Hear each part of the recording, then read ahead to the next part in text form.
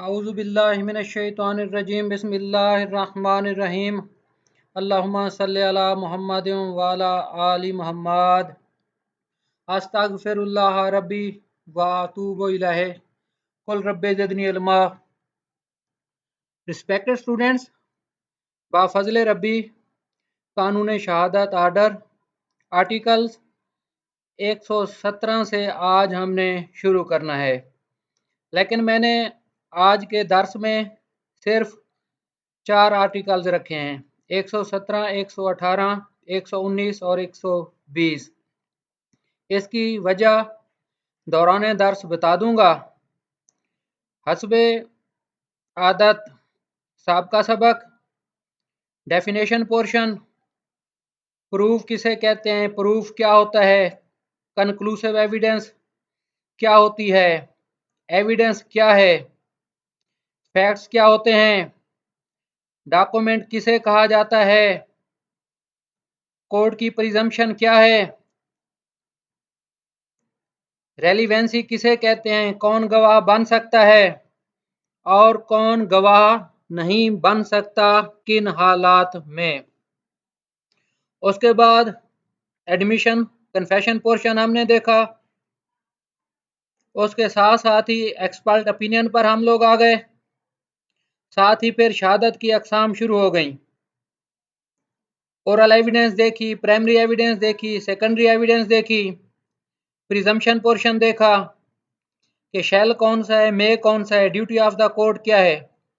फिर हमने दस्तावेज़ात की अहमियत देखी कि कौन कौन सी दस्तावेज़ात की क्या अहमियत है, किन डॉक्यूमेंट्स की मौजूदगी में ज़बानी शहादत आ सकती है। उसके बाद फिर हमने देखा आर्टिकल 110 से 113 तक, ऐलान अदालत, जुडिशल नोटिस किन हालात में लिया जा सकता है और उसके क्या हालात व वाक़यात होते हैं। फिर हमने लॉ ऑफ एस्टापल पढ़ा, अच्छे तरीके से केस लॉ की बाबत।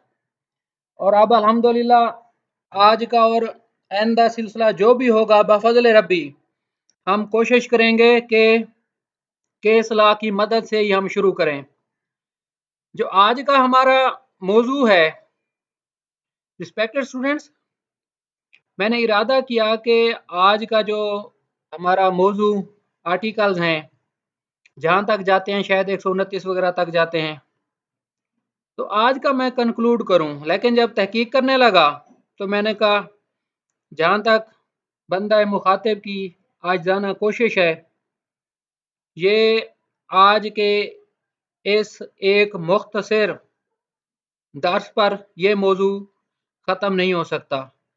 मकसद आर्टिकल्स की सिर्फ बेयर रीडिंग मुराद ना है, बल्कि आप लोगों को इनका मंतकी नतीजा देना है।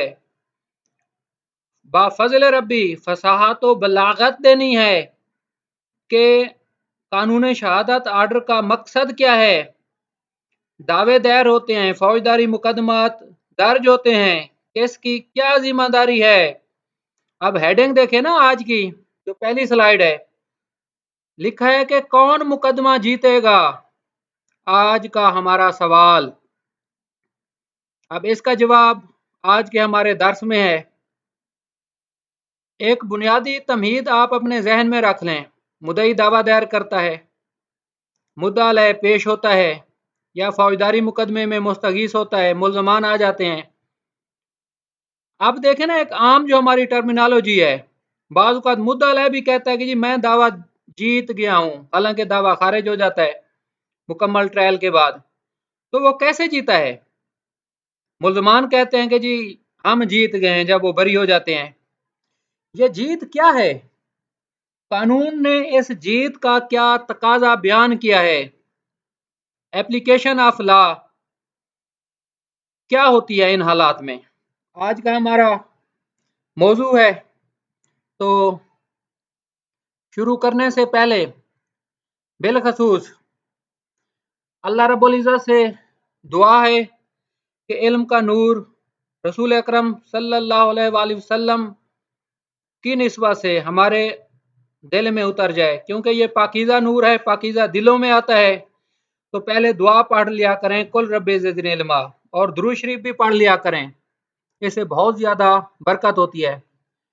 अब तरीक़ाकार ये है कि पहले ना बेयर एक्ट को मैं मुख्तसर ज़रा पढ़ूंगा, ताकि आप लोगों को बुनियादी बात समझाकर फिर हम केस लॉ की तरफ आ जाएंगे।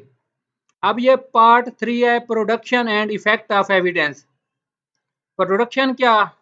जो गवाहान पेश हुए, जो शहादत पेश हुई, जिसमें आपकी दस्तावेजी भी है और ज़बानी भी है, अब पेश कर दी गई और उसका असर क्या है उस शहादत का, चैप्टर 9 है ये। अब ये आ जाता है बर्डन ऑफ प्रूफ, बार सबूत। बार होता है ना, सादा जबान में समझें, बोझ को कहते हैं कि जी इस पर इतना बार है, जिम्मेदारी को कहते हैं, उर्दू का लफ्ज है बार सबूत। अब देखें ना, हमारी सोसाइटी में अमूमी तौर पर कोई इल्जामात लगते हैं लोगों पर, चोरी का लगता है, कत्ल का लगता है या कोई दीगर, तो जिस पर इल्जाम लगता है सबसे पहले उसका पहला सवाल यही होता है, कोई सबूत, सबूत दें भाई आप। अब अदालत भी सबूत मांगती है, केस से, मुद्दई से, आपका फौजदारी मुकदमा है या दीवानी मुकदमा है।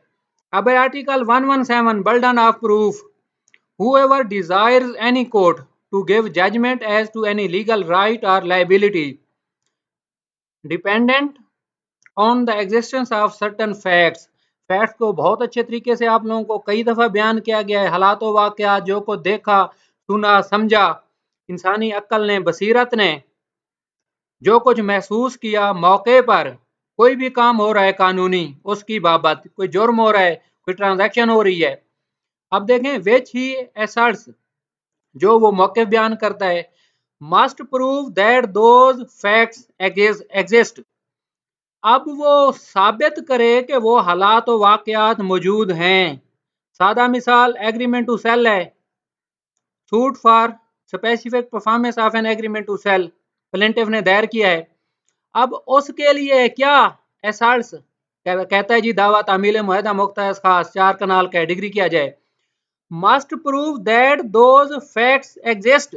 क्या है जी, ये हमारा सौदा हुआ 2 कनालों का, इतने एडवांस दिए या सारे मैंने दे दिए, एग्रीमेंट टू सेल किया, तो मुद्दा लेने कहा कि जी 2 माह बाद मैं आपको रजिस्ट्री इंतकाल करा दूंगा। अब वो मुकर गया है, तो ये जो एग्रीमेंट टू सेल है इन गवाहान की मौजूदगी में हुआ, स्टैम्प पेपर पर लिखा गया, तो ये एक लीगल वैलिड डॉक्यूमेंट है, मुद्दई का मुवक्किफ है। अब आगे देखें, when a person is bound to prove the existence of any fact, it is said that the burden of proof. क्या बर्डन ऑफ प्रूफ? जब भी, अब दे इसको बहुत गौर से देखें, मैं इस वजह से जानबूझकर बता रहा हूं कि इससे आपके बहुत से जाविये खुलेंगे। कुछ मेरी बहन भाइयों का, मेरी बहनों और भाइयों का ये सवाल होगा कि सर अभी हम इस पर चल रहे हैं, आगे हम नहीं गए। लेकिन बेटा गुजारिश आप लोगों से अदब से ये है कि आप लोगों ने LLB 3 साल किया, उसके बाद प्रैक्टिस की, तो मैं पढ़ा दूंगा, मुझे कोई मसला नहीं है। लेकिन बेटा जब केसला आ जाता है ना, जब इस हद तक बात हो जाती है, तो अपने जहन को खोलें। खुदा की खास रहमत से आप मुकम्मल चीज अच्छे तरीके से समझ जाएंगे इंशाअल्लाह ताला। आप लोगों को बाफजल रब्बी किसी तरह की कोई टेंशन नहीं होगी। अगर कोई मसला समझ नहीं आता, अगर कोई व्यू है, जैसे अमूमी तौर पर अदालतें देती हैं, उस व्यू की आपको समझ नहीं आती, या जो मैं आप लोगों से गुजारिश कर रहा हूं वो समझ नहीं आता, तो वो मैं हाजिर हूं। अब देखें ना 117 का, जो अभी हमने थोड़ी देर पहले पढ़ा है, क्या है? अब when a person is bound to prove the existence of any fact, it is said that the burden of proof lies on that person। अब बर्डन ऑफ प्रूफ उस शख्स पर है, ये है कानून का तकाजा। इस चीज को बहुत अच्छे तरीके से आप लोग समझ लें।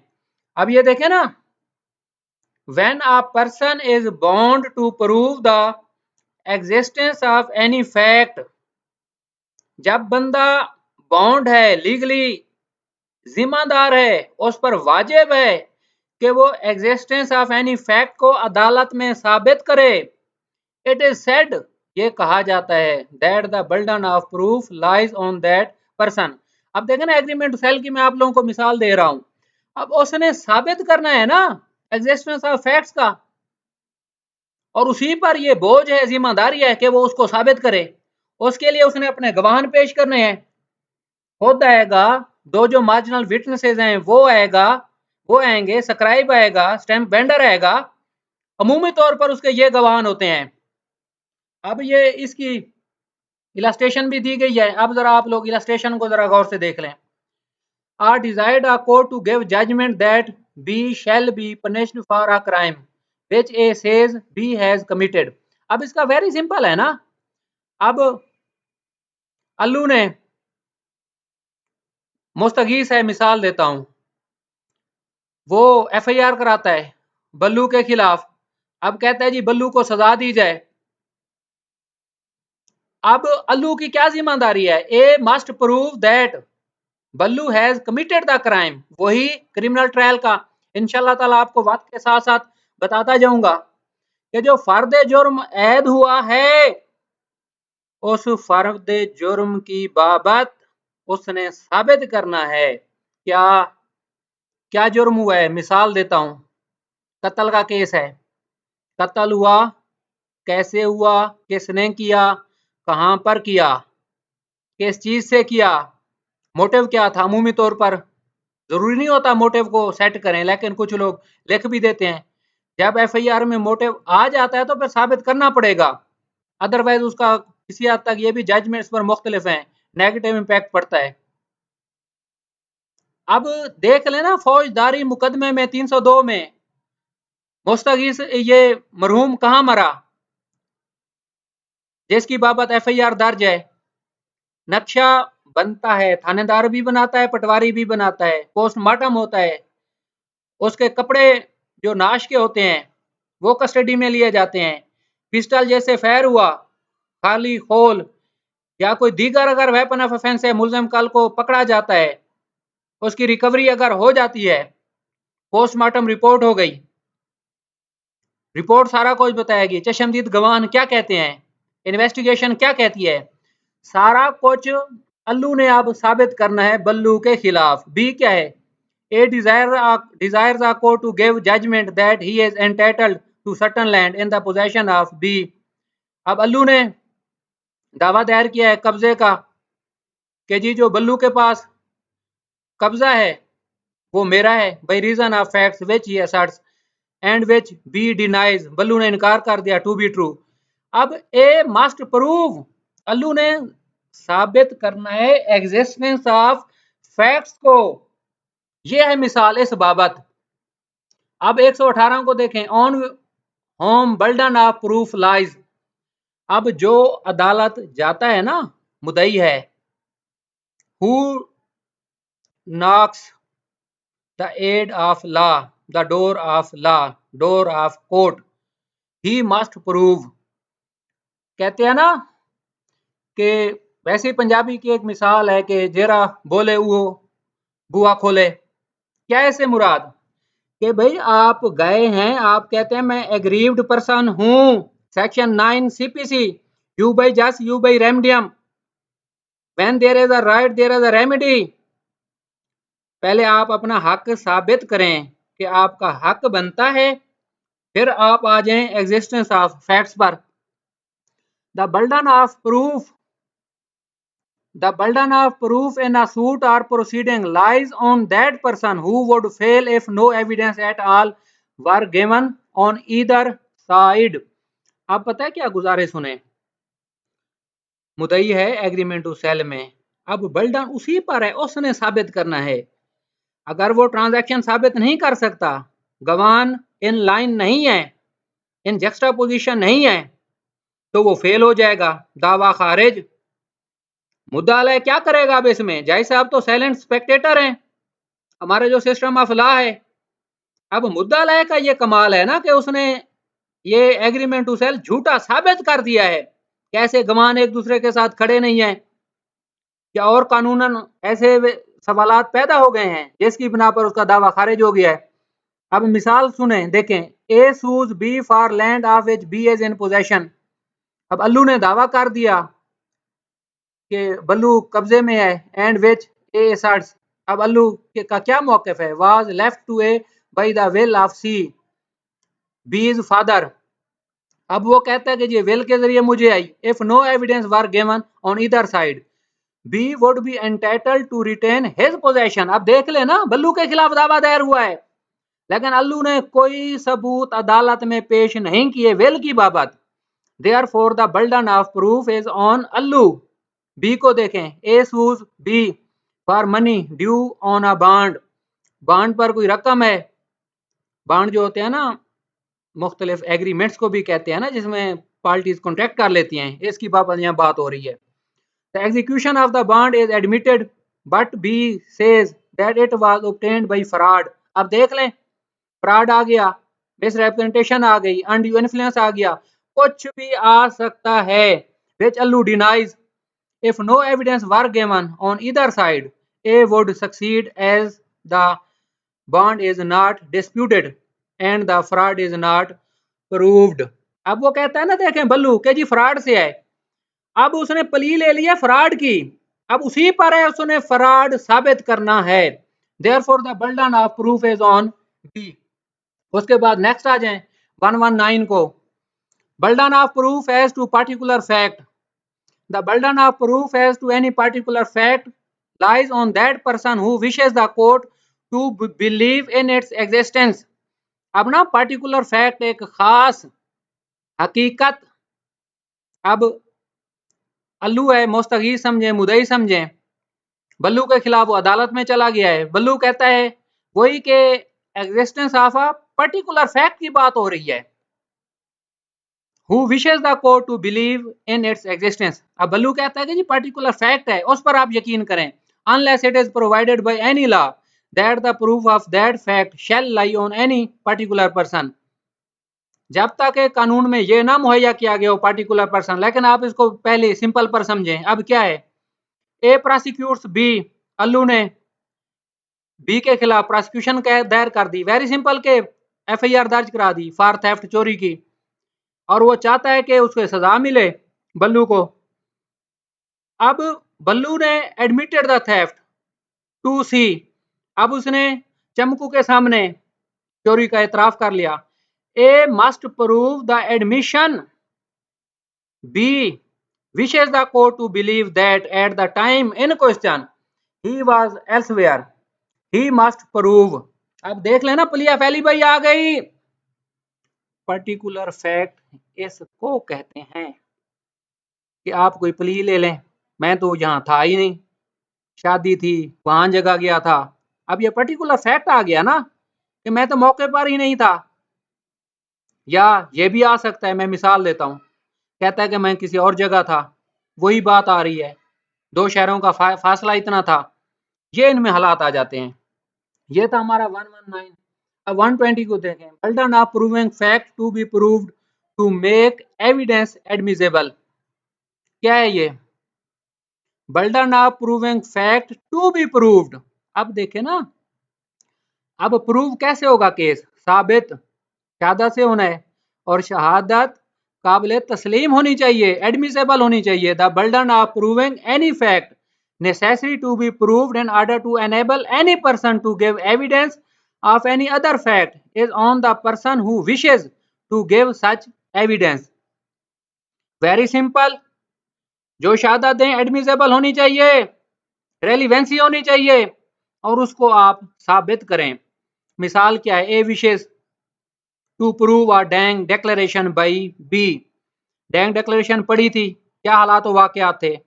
ए मस्ट प्रूव बीज डेथ। अब देखे ना, पहले तो उसकी डेथ साबित करनी पड़ेगी ना कि वो फौत हो गया है, उसकी बाबत दस्तावेजात आएंगी, जो भी डॉक्यूमेंट्स वगैरह हैं सारे। अगर कत्ल का मुकदमा भी है, उन हालात में भी सारी कार्रवाई आएगी, फिर उसके बयान की अहमियत होगी ना। A wishes to prove by secondary evidence the contents of a lost document. वही पढ़ा था, क्या हालात वाकयात हैं सानवी शहादत के। कि सेकेंडरी एविडेंस किन हालात में दी जा सकती है। A must prove that the document has been lost, reasonable sufficient grounds हो, रीजंस हो। अब ऐसे नहीं कि डायरेक्ट ही दरखास्त दे दी, अदालत ने फिर बात नहीं सुननी। अब आप लोगों को सारा मुख्तसर ये बता दिया ताकि बेयर एक्ट का भी पता हो, मिसालों का भी पता हो। अब फजल रब्बी, अब हम जा रहे हैं केस लॉज की तरफ कि जो कुछ आज हमने अभी सिर्फ 3-4 आर्टिकल्स पढ़े हैं, बड़ी अदालतों का इन पर क्या व्यू है।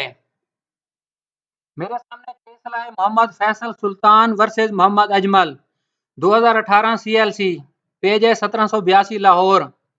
अब ये आप लोग दुआएं दे रहे हैं, खुश हैं, अल्हम्दुलिल्लाह मैं भी बहुत मुतमईन हूँ। आप लोग अक्सरियत कह रही है कि सर हमारे जो दीगर सब्जेक्ट्स हैं ना वो भी अल्हम्दुलिल्लाह कवर हो रहे हैं। बेटा मेरी तो ये ख्वाहिश है, अल्लाह रब्बुल इज़्ज़त से बहुत ज़्यादा दुआ है, बेटा मैं आप लोगों के लिए जितना बेनिफिशियल हूँ मैं हाजिर हूँ। अल्लाह की ज़ात मुझे बहुत तौफीक दे, जितना हो सके हम इस सोसाइटी को रीपे करें, रीबैक करें। हम पर ये वाजिब है इल्म को फैलाना, तालीम देना फजीलत है, अल्लाह की ये रहमत है, अल्लाह पाक का ये नूर है, और उसमें खुदा की गैबी रहमत मदद हर इंसान को हासिल होती है। तो ये मेरा कोई कमाल नहीं है, ये सिर्फ अल्लाह रब्बुल इज़्ज़त की खास रहमत है।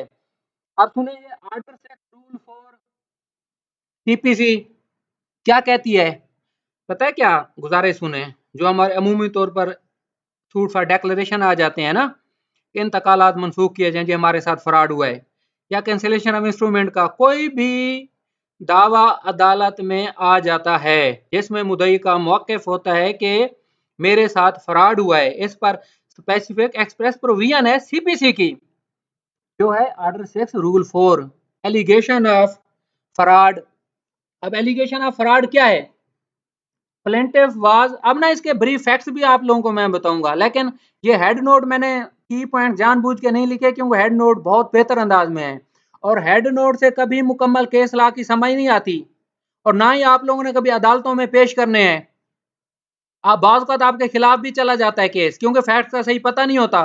अच्छे तरीके से फिर फैक्ट्स पढ़ें, उसके बाद केस ला अदालत को दें, लेकिन इख्तिसार के साथ। तो इंशाल्लाह ताला मैं कोशिश करूंगा आप लोगों को इसके फैक्ट्स वगैरह बता दूंगा। अब फ्रॉड का है ना, मुद्दई ने मौक़िफ़ अख्तियार किया है कि जी मेरे साथ फ्रॉड हुआ है। आर्डर 6 रूल 4 कहता है कि मुद्दई साहब सिर्फ ज़बानी फ्रॉड कहना मुनासिब नहीं है, रिक्वायरमेंट ऑफ लॉ नहीं है, फ्रॉड को आप साबित करें। अब फ्रॉड कैसे साबित हो सकता है, अब आपने अदालत में फ्रॉड को साबित करना है डॉक्यूमेंट की बाबत। आप कहते हैं कि मैंने सैन अंगूठे नहीं लगाए, अगर रजिस्टर्ड डॉक्यूमेंट है तो जो गवर्नमेंट ऑफिशियल्स हैं उनके कोई ये डॉक्यूमेंट जो है registered public documents, government officials हैं, उनको कोई प्रिजम्पशन ऑफ ट्रुथ अटैच है। 129G क्या कहता है, या जो कानून शहादत आर्डर में हमने पब्लिक डॉक्यूमेंट्स की बाबत पढ़ा है, एडमिसिबल इन एविडेंस हैं, क्यों है, आखिर सरकारी अफसरान ने कोई कार्रवाई किसी दस्तावेज पर की है, उसकी कोई अहमियत है या नहीं। अब आप जबानी तो सिर्फ ये ना कहें कि जी मेरे साथ फ्रॉड हो गया है, नहीं भाई नहीं, ये बात मुनासिब नहीं है। अब क्या जिम्मेदारी है, he is bound to specifically plead the fraud in accordance with order 6 rule 4। अब आज का दर्स article 117 document burden of proof, discharge of scope, burden of proof was upon the party making claim. If a party had made a claim and failed to produce evidence to support the same, such claim would fail when party challenging the validity of a document was able to discharge part of his onus. Only the, अब ये ना बहुत गौर से सुने, only then the burden to prove the validity of document shifted upon the beneficiary. हालात वाकयात पता है क्या है, मुख्तसर बताऊं लेकिन अच्छे तरीके से आप लोगों ने पढ़ना है, मुझसे कोई गलती का एहतमाल हो सकता है।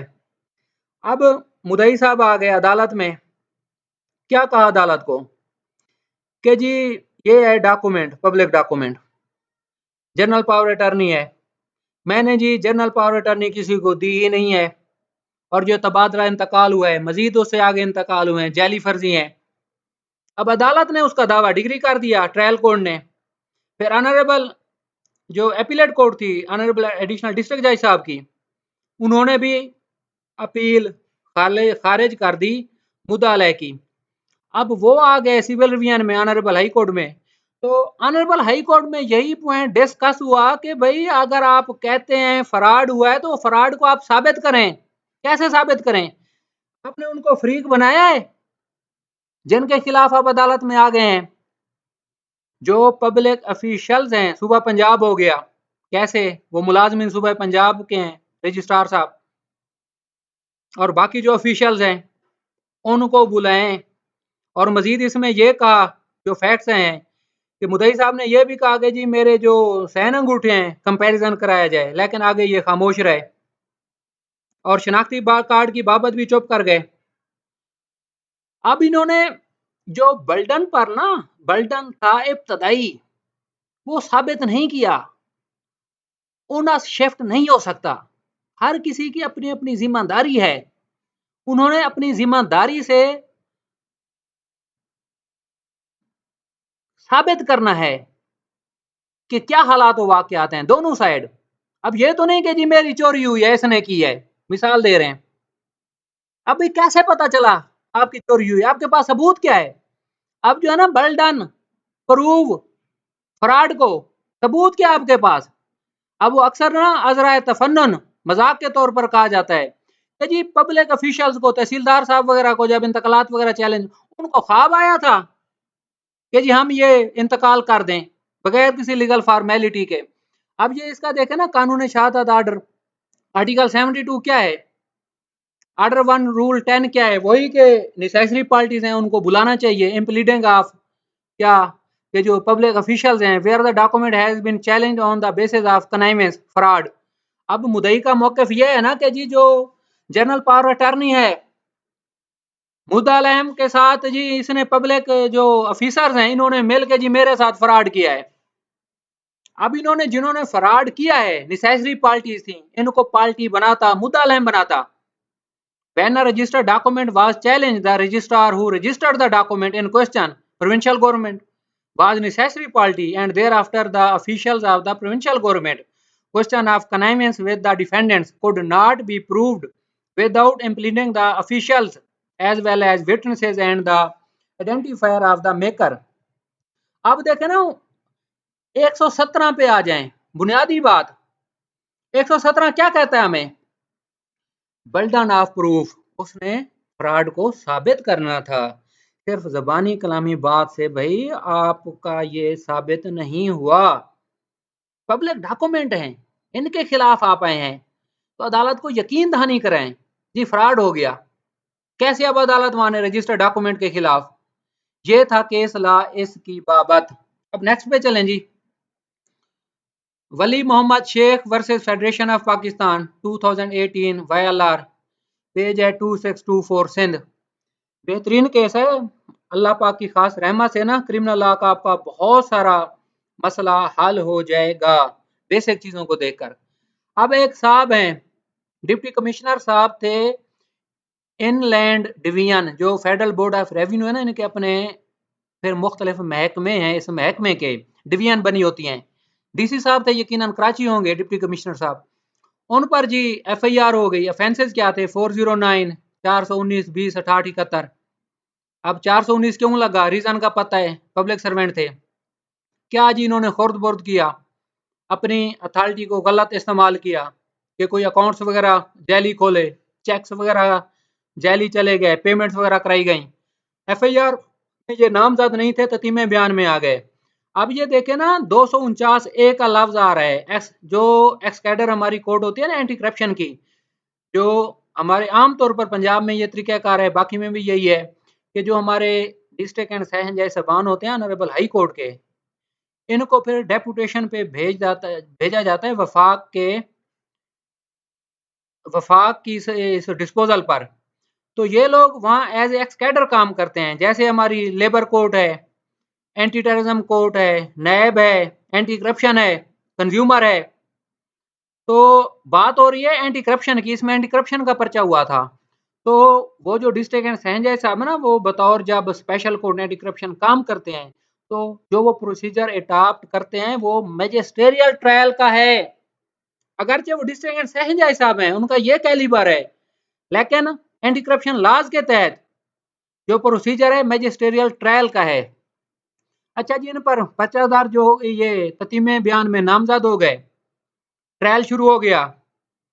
अब 8 साल से ज्यादा का अरसा हो गया, 100 से ज्यादा गवान है, गवान मुकम्मल ना हुए, बहुत थोड़े को एक आध हुआ था। अब इन्होंने 249 ए की नीचे दरखास्त दे दी एक्सेडर कोर्ट को, दरखास्त खारिज हो गई। अब ऑनरेबल हाई कोर्ट में गए। अब 249 ए का जो बतौर मैजिस्ट्रियल कोर्ट, जब हमारे यहाँ आम रेगुलर जो ऑर्डिनरी मैजिस्ट्रियल कोर्ट है, 249 ए में ना वो एविडेंस को अच्छे तरीके से एग्जामिन करते हैं, एनालाइज करते हैं कि क्या नेक्स्ट कल, अब देखें ना, दो इसमें सवाल हैं, probability of conviction, charge is groundless 249 A में। अब वो स्कैन करते हैं सारी एविडेंस को कि क्या अगर ये एविडेंस हो भी जाती है, क्या इसको सजा होने के इम्कानात हैं। उन हालात में 249 ए का फैसला किया जाता है। अब ये कराची का ऑनरेबल कराची हाई कोर्ट का फैसला है ये, इसमें जी आ गया फैसला, बरी कर दिया, 249 ए मंजूर हो गई। अब इसका ना प्रोसीजर आप देखें, 249 ए अगर खारिज हो जाती है, उसके बाद क्या होता है, रिवीजन में पार्टी चली जाती है। अगर मजिस्ट्रेट का फैसला है, फिर सेशन कोर्ट में रिवीजन में चले जाएंगे 249 ए के खिलाफ। अगर रिवीजन भी खारिज हो गई है, फिर क्या करेंगे, फिर ऑनरेबल हाई कोर्ट में जाएंगे, वहां 561 ए कैपिटल रेड विद कौन सा है 199, लेकिन ऑनरेबल हाई कोर्ट का अख्तियार है बतौर कॉन्स्टिट्यूशनल कोर्ट, सीआरपीसी उन पर बाइंडिंग नहीं है। अल्लाह की तरफ से बहुत बड़ा अख्तियार आईने पाकिस्तान है। हमारे ऑनरेबल हाई कोर्ट और सुप्रीम कोर्ट के बहुत ही काबिल एहतराम जज साहबान को इंसाफ के लिए कंप्लीट जस्टिस का लफ्ज इस्तेमाल हुआ है पाकिस्तान में, कि जो उनको इंसाफ नजर आए वो पाबंद नहीं है सीआरपीसी के। अच्छा, तो इसमें अब मेन चीज थी जो शुरू में आप लोगों को बताई है, जज साहब ने सारे हालात देखे कि इसके खिलाफ कोई शहादत नहीं है, कोई डॉक्यूमेंट नहीं है कि इस पर इसके कोई दस्तखत है, मिसाल दे रहा हूं कि इससे ये लगे कि इस बंदे को कल को सजा हो सकती है। बिल्कुल ऐसे ही इल्जामात थे, कोई डॉक्यूमेंट्री प्रूफ नहीं था, और 8 साल से ज्यादा अरसा हो गया, अब वो इतने अरसे से बंदा चल रहा है। तो फिर 561 A inherent part of the court अदालत के पास है। गुजारिश सुने, जो क्रिमिनल साइड है ना, इनहेरेंट पावर सिर्फ ऑनरेबल हाई कोर्ट के पास है, सेशन कोर्ट और मजिस्ट्रेट के पास नहीं है। 561 ए कैपिटल इन पर लागू नहीं होता। अलबत्ता सिविल साइड पे चले जाएं, हमारे सिविल जज साहब के पास है 151, एडिशनल जज साहब के पास है, और ऊपर तो है माशाल्लाह, जिस तरह honourable high court supreme court का, उनको अल्लाह की अता है, बहुत बड़ा अख्तियार होता है उनके पास। तो इनको बरी कर दिया। अब देखें ना 117 क्या है, क्यों मैं बता रहा हूं ये, कि प्रूव करना ना प्रोसिक्यूशन ने, लेकिन ऑनरेबल हाई कोर्ट ने जब एग्जामिन किया, एनालाइज किया, कुछ भी नहीं है इस मुलजिम के खिलाफ पूरे चार्ज में। तो क्या कन्विक्शन होगी इसको कल, कुछ नहीं होगी। इस बना पर बंदा बरी कर दिया। अब जी नेक्स्ट आ जाए। अब वही है इसका, जो आप ये हेड नोट वगैरह देख लेंगे। अब 124 इसमें गवाह थे, 8 साल से ज्यादा केस चल रहा था। अब नेक्स्ट आ जाए जैसे बान के उम्मीदवारान। अल्लाह की रहमत से बहुत ज्यादा मैं खुश हुआ जब ये मैंने जजमेंट देखी। अजीजुल्लाह बना मोहम्मद हनीफ, पीएलडी 2018 लाहौर, पेज है 132। ऑनरेबल हाई कोर्ट की है, शायद मसूद जहांगीर साहब की है, जस्टिस है ऑनरेबल जस्टिस। यकीन करें, मैंने जब ये फैसला पढ़ा, बिलखसूस लीगल टर्म्स, मेरे मोहतरम बहन भाइयों, जो काजी होता है ना जज, अल्लाह की उस पर बहुत बड़ी अता होती है, अल्लाह का पसंदीदा इंसान होता है। देखे ना कि खुदा की जात ने उसे कलम दिया है। तो आप लोग काजी के हक में दुआ किया करें कि खुदा पाक की उस पर रहमत हो।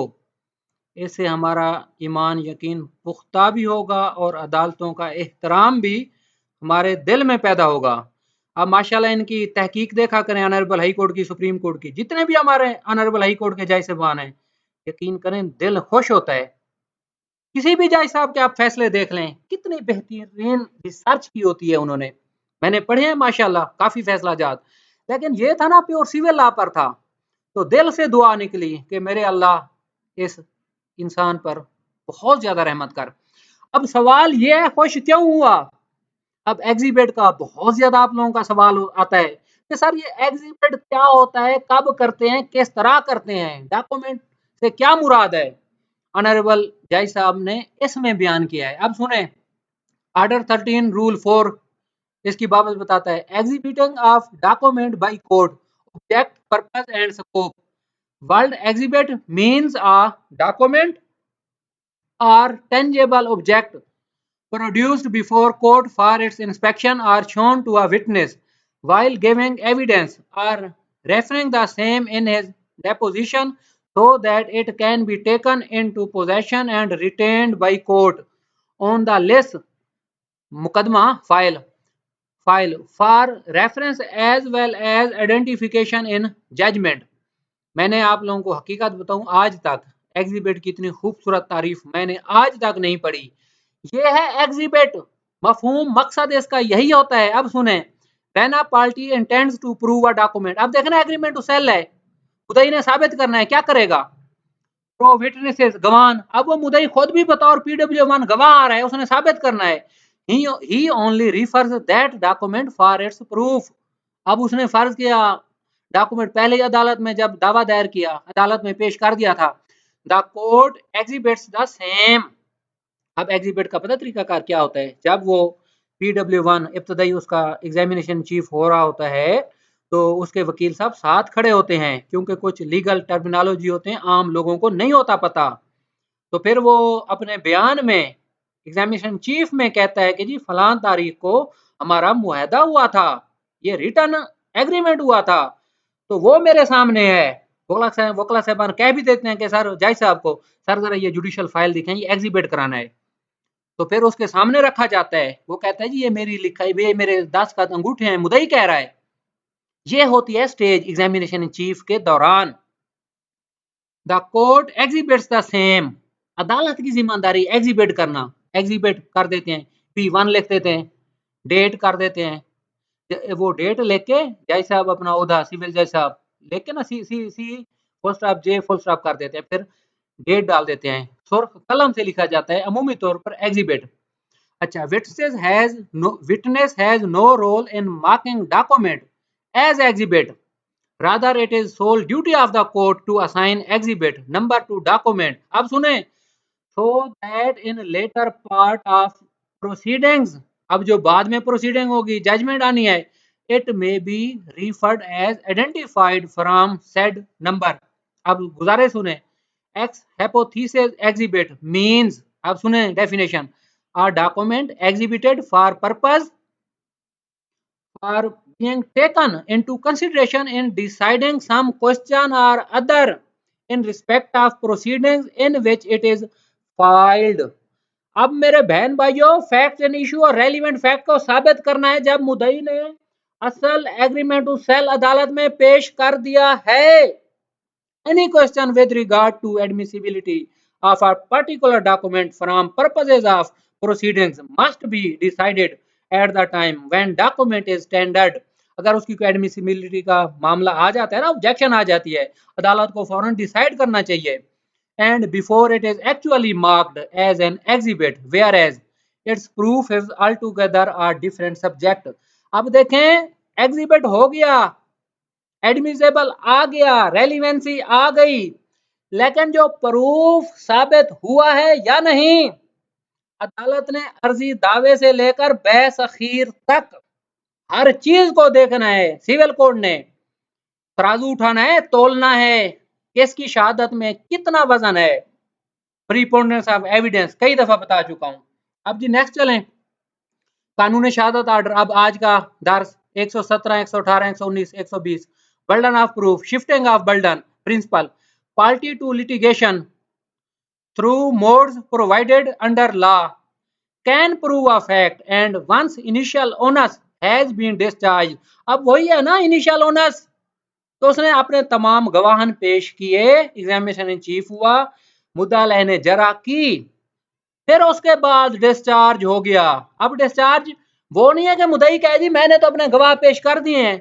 अब जो उसका मौकफ है, उसे पता है उसका क्या मौकफ है, उसने क्या रिलीफ मांगा है अदालत के से, उसकी बाबत वो मुकम्मल शहादत देगा। तो onus has been discharge by a party, same shifts to other party for its rebuttal thereof और फॉर प्रूफ अदरवाइज। अब देखें ना, ओनस उस वक्त शिफ्ट होगा जब मुदई अपने हिस्से का मुकम्मल काम कर लेगा। अब नेक्स्ट चलें जी। अब वही आर्टिकल 17 एंड 79 आप लोगों को पढ़ाया था जब बताया था कि ये आर्टिकल दोनों साथ साथ। मार्जिनल विटनेस, अच्छा ये ना आप लोग मार्जिनल विटनेस एग्जिबिट की तारीफ ना देख लें, केस लॉ का हवाला भी अगर आ जाता है पेपर में तो सोने पे सुहागा हो जाएगा। Marginal attesting witness scope. Attesting witness is one who not only sees document being executed but also appends his signature thumb impression on it after understanding its contents. अब ये ऐसे नहीं है कि बस इसके सैन अंगूठा हो गए। अब जो इसको समझता है, ये नहीं है जरूरी कि सिर्फ उसने देखा है being executed but also appends his signature thumb impression on it after understanding its contents। उसे पता हो ना मार्जिन विटनेस को जिसके सैन अंगूठे लगे हैं। दो गवाहान की शर्त है, 17 और 79 को देखें।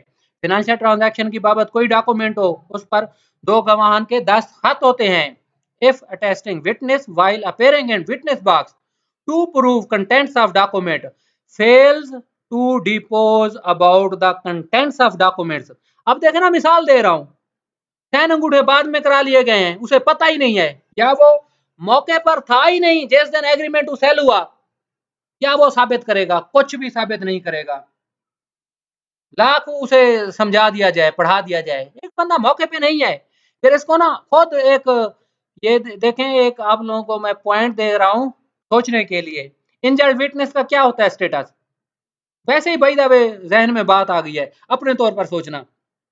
सच person cannot be treated as an attesting witness. इस तरह का बंदा नहीं कहा जा सकता उसे कि आप अटेस्टिंग विटनेस हैं। अब देखें specific relief act section 12 and 42। अब एग्रीमेंट टू सेल सूट था, फिर एक सूट डिक्लेरेशन था, दोनों को कंसोलिडेट कर दिया गया सिविल कोड में। फैक्ट्स भी मुख्तसर बताता हूं। अब 129 जी क्या है? प्रिजम्पशन। ऑफिशियल्स गवर्नमेंट क्या करते हैं? विद होल्डिंग ऑफ, क्या अगर बेस्ट एविडेंस आपने पेश नहीं की, प्रिजम्पशन क्या आएगी? पता क्या फैक्ट्स क्या थे? राजनपुर का केस, ये डिस्ट्रिक्ट राजनपुर का। अब उसमें दो भाई हैं, एक उनकी वालदा साहब हैं, उनके नाम जमीन है, एक 200 कनाल के लगभग थी, इस तरह रकबा था। अब फैक्ट्स मुख्तसर सुने शुरू से कि किसी बंदे ने उन्हें घरों से उठाने की कोशिश की, उनके पर कब्जा करने की कोशिश की, उनके घरों पर, जमीनों पर। उन्होंने उस बंदे पर FIR दर्ज करा दी, दो मुख्तलिफ FIR दर्ज करा दी कब्जे वगैरह की। अब उस बंदे ने गिरफ्तार वगैरह हो गया, suit for specific performance of agreement to sell दायर कर दिया, डिक्लेरेशन का दावा दायर किया कि जी इन्होंने मुझे जमीन बेची थी, पैसे भी मैंने दे दिए हैं, और as a consequential relief specific relief का भी दावा डिग्री कर दिया जाए। डिक्लेरेशन था साथ, ये भी था, इकट्ठा कर दिया। अब इस बंदे ने यह दावा दायर कर दिया जिसने कब्जा किया था दो भाई और एक मां के रकबे पर। अब दो भाई और एक मां ने क्या किया? उन्होंने भी दावा दायर कर दिया क्या कि कैंसिल कर दिया जाए, ये एग्रीमेंट टू सेल जाली है, फर्जी है। अब दावाजात कंसोलिडेट हो गए, शहादतें शुरू हुई। ऑनरेबल ट्रायल कोर्ट ने क्या किया?